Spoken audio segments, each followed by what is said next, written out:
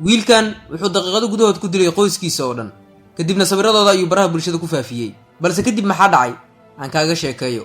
kani waxaa lagu magacaabaa Zachary Toothman 23 sano jir ayuu ahaa marka dilwadareedkan uu u geysanayay qoyskiisa oo idil, laakiin ka hor dilka uu u geystay qoyskiisa maxaa ku qasbay inuu dilo qoyskiisa oo idil.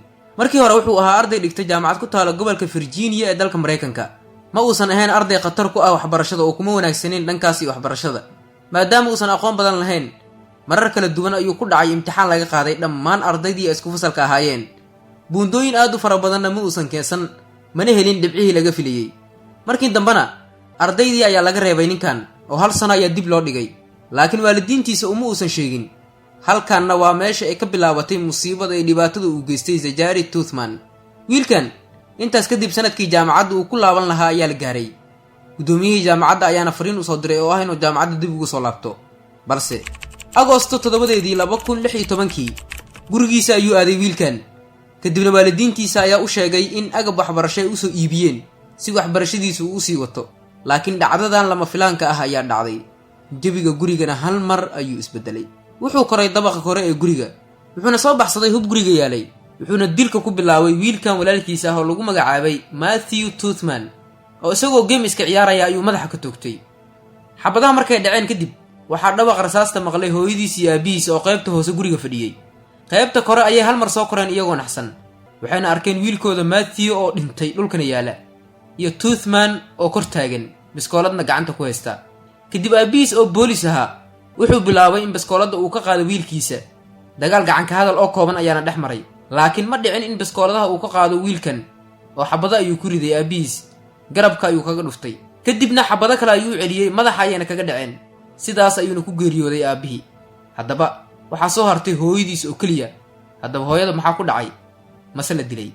markii dambe hooyadiis ayuu fiiriyey, kadibna xabad ayuu ku riday. xabadii uu ku ridayna qaybta dambe ee madaxa ayay kaga dhacday. kadib dhulka ayaa ku dhacday hooyadiis, waxayna iska dhigtay qof geeriyooday, laakiin dhaawac bay ahayd oo dhulka ayaa iska sii jiiftay. wuxuuna u maleynayay in ay geeriyootay. sidaas ayuu kaga tegey. haddii uu ogaan lahaa in ay nooshahay wuu dhammaystiri lahaa, maadaama caddeyn buuxa ay noqon doonto. hooyadii markii dambe isbitaal baa la geeyey oo waa ay soo bogsatay, waana la soo dabeeyey. intaas kadib markii Zachary Toothman uu dilay aabihiis oo boolis ahaa, walaalkiis oo arday ahaa, iyo hooyadiis oo dhaawac culus uu gaarsiiyey, baraha bulshada ayuu soo dhigay sawiradooda isagoona ku soo dulqoray, waxaan hadda dilay hooyaday, aabbahay iyo walaalkay, isagoo markaas u maleynayay in hooyadiis ay geeriyootay.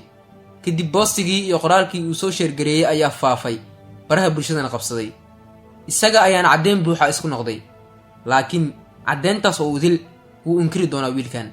booliska gobolka Virginia ayaa wiilkan xiray, baaritaano hubin ah ayayna ku bilaabeen. markii dambe baaritaanadu ay soo dhammaadeen, maxkamad ayaa la soo taagay. Zachary Toothman wuxuu inkiray inuu dilay aabihiis iyo walaalkiis, dhaawac halis badanna uu gaarsiiyey hooyadiis.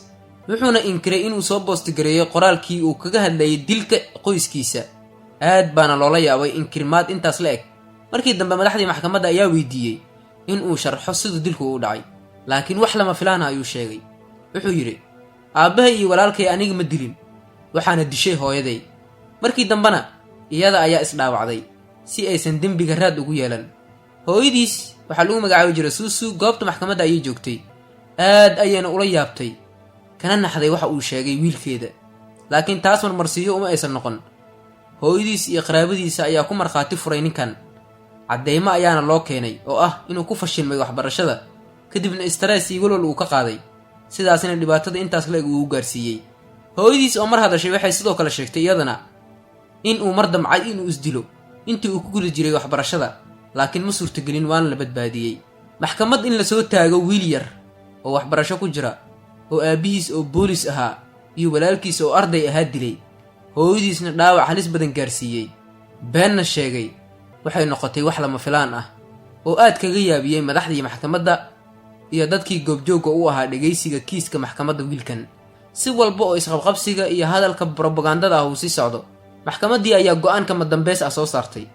ninkan dilay aabihiis, walaalkiis, isku day dilna uga badbaaday hooyadiis, waxaa lagu xukumay 23 sano oo xabsi ah oo lagu daray xabsi daa'in marka uu dhammaysto 23 sano.